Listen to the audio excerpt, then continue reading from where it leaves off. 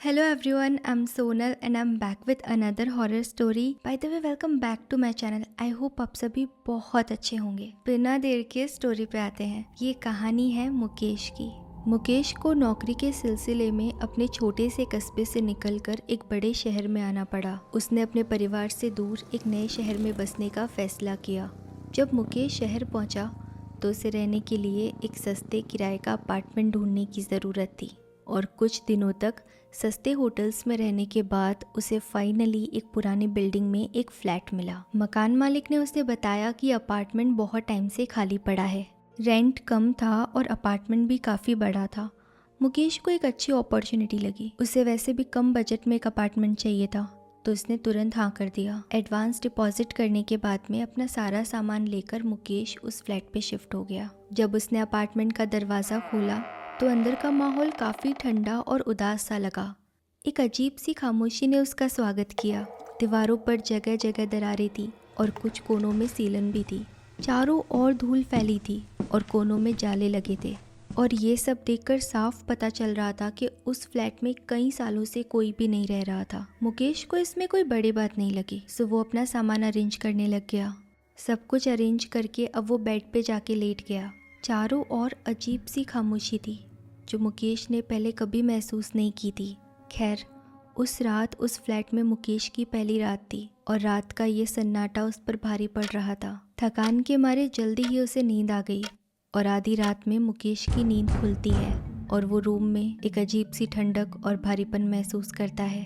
उसे लगा शायद वो थकान की वजह से ऐसा महसूस कर रहा है, तो उसने उठकर पानी पिया और सीधा वो बाथरूम की तरफ गया। जैसे ही मुकेश ने बाथरूम का दरवाजा खोला उसे लगा किसी ने उसके कंधे पे हल्के से हाथ रखा है। वो पलटा लेकिन वहाँ कोई नहीं था। अब उसने अपने आप को तसल्ली दी कि शायद ये उसका वहम था, लेकिन फिर भी मन में एक अजीब सा डर बैठ गया था। मुकेश ने जल्दी से बाथरूम का दरवाजा बंद किया और आकर के अपने बिस्तर पर लेट गया। अगले दिन जब वो ऑफिस से वापस आया तो फ्लैट में अजीब सी आवाजें सुनाई देने लगी। ये आवाजें इतनी अनक्लियर थी कि समझ में नहीं आ रहा था कि आखिर आ कहाँ से रही है। ऐसे लग रहा था जैसे मानो कोई हल्की आवाज में बात कर रहा हो। मुकेश ने सोचा शायद ये पुराने फ्लैट की वजह से हो सकता है या फिर आसपास में लोग होंगे, तो उसने इसे अवॉइड किया और अपने काम में बिजी हो गया। लेकिन रात होते ही वही आवाजें फिर से तेज हो गई, जैसे कोई उसके ही रूम में विस्पर कर रहा हो। मुकेश ने डरते हुए चारों ओर देखा लेकिन वहाँ कोई भी नहीं था। अब उसकी धड़कन तेज हो गई और एक अजीब सा डर उसके दिल में बैठ गया था। रात को सोते समय मुकेश को अपने कमरे की दीवारों पे अजीब सी परछाइयां दिखने लगी, जैसे कोई शैडो दीवार पे चल रही हो। मुकेश ने इसे भी अपने मन का वहम समझा और लाइट्स ऑन करके देखा तो वहाँ कुछ भी नहीं था। जैसे उसने लाइट्स ऑफ की वापस से उसे वो परछाइयाँ दिखने लगी। ये परछाइयाँ देखकर ऐसे लग रहा था कि जैसे कोई इंसान दीवार पे चल रहा हो और उसकी शैडो हो। किसी इंसान की शैडो की तरह दिख रही थी, जैसे वो शैडो रूम के चारों तरफ दीवारों पर घूम रही हो। मुकेश ने घबराकर तुरंत फिर से लाइट ऑन कर दी और वो पूरी रात लाइट ऑन करके बैठा रहा। अब उसकी आंखों में नींद नहीं थी, उसकी आंखों में एक डर था और वो पूरी रात ऐसे ही बैठा रहा। नेक्स्ट डे वो ऑफिस नहीं गया, पूरा दिन फ्लैट पर ही रहा, पर दिन में कुछ भी नहीं हुआ।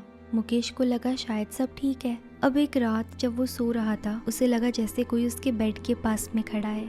मुकेश ने डरते हुए आंखें खोली और देखा कि एक सफेद साड़ी पहने एक महिला की धुंधली आकृति उसके सामने थी। उसका चेहरा भयानक था और जला हुआ लग रहा था। एक टक वो औरत मुकेश को देखे ही जा रही थी और उसे देखकर मुकेश की चीख निकल गई।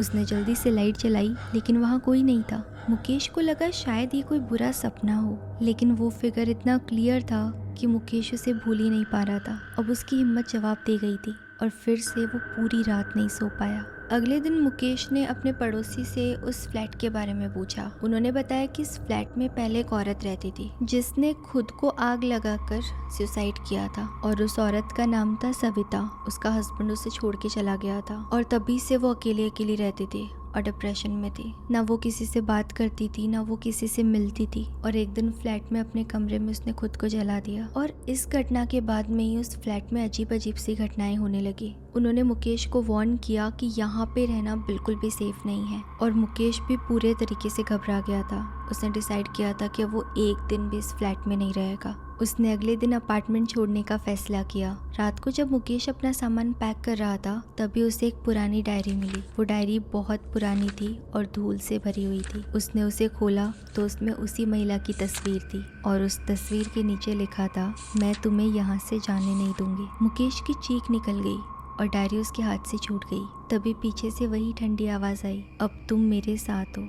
मुकेश पलटा और देखा कि वही महिला थी जिसे उसने रात में देखा था और वही अभी उसके सामने खड़ी थी और इस बार वो बहुत क्लियर दिख रही थी। उस औरत के चेहरे से धुआं निकल रहा था और वो मुकेश के सामने बहुत देर तक खड़ी रही। मुकेश तुरंत डर के मारे उसी कमरे के कोने में जाके छुप गया। उसने अपनी पूरी रात वहीं बिताई। उसकी सांसें बहुत तेज चल रही थी। उसे कुछ समझ नहीं आ रहा था कि आखिर करे तो क्या करे। और ऐसे ही धीरे धीरे वक्त बीता और सुबह हुई। और जब सुबह हुई तब उसने महसूस किया कि दरअसल वो उस औरत का सपना देख रहा था।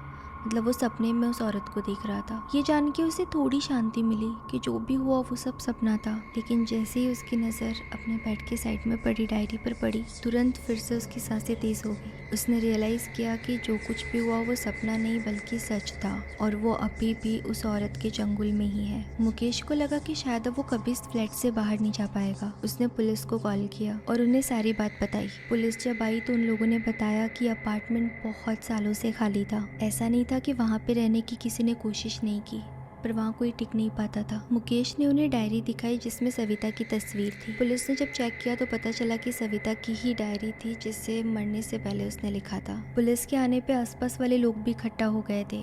एक नेबर ने मुकेश को बताया कि सविता की आत्मा इस फ्लैट में फंसी हुई है और जब तक उसकी आत्मा को मुक्ति नहीं मिलेगी तब तक यहाँ पे कोई भी चैन से नहीं रह पाएगा। वो किसी को भी चैन से नहीं रहने देगी। नेबर्स और पुलिस की हेल्प से मुकेश अपना सामान लेकर उस फ्लैट से निकल पाया, लेकिन सविता की आत्मा का डर हमेशा के लिए उसके मन में बस गया।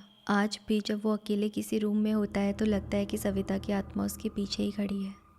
इसी के साथ ये कहानी खत्म होती है। आई होप मैंने इसे अच्छे से सुनाया हो। बाकी आप सभी अपने सजेशंस कमेंट बॉक्स में ड्रॉप कर सकते हैं। ऐसी ही और स्टोरीज के लिए हमें सब्सक्राइब करना बिल्कुल ना भूलें। और अगर आप अपने ट्रू एक्सपीरियंसेस या फिर कोई किस्से कहानियाँ शेयर करना चाहते हैं तो डिस्क्रिप्शन बॉक्स में एक मेल ID है, आप वहाँ मेल कर सकते हैं।